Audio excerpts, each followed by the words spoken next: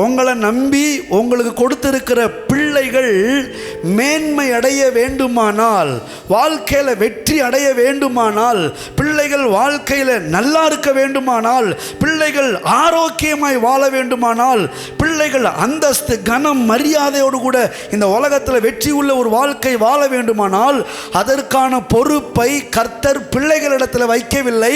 Bible சொல்லுகிறது, பிள்ளைகளின் மேன்மை அவர்கள் பிதாக்களே.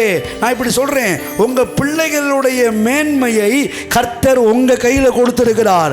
உங்க பிள்ளைகளுடைய வாழ்வை, வளமையை, வெற்றியை, ஜெயத்தை, ஞானத்தை, அறிவை, புத்தியை, கீழ்ப்படிதலை, நல்லதொரு பழக்க வழக்கத்தை கர்த்தர் யாரிடத்திலேயோ வைக்கவில்லை, அல்லது அவரிடத்தில் வைக்கவில்லை, அல்லது எந்த போதகருடைய ஜெபத்திலையும் கர்த்தர் வைக்கவில்லை.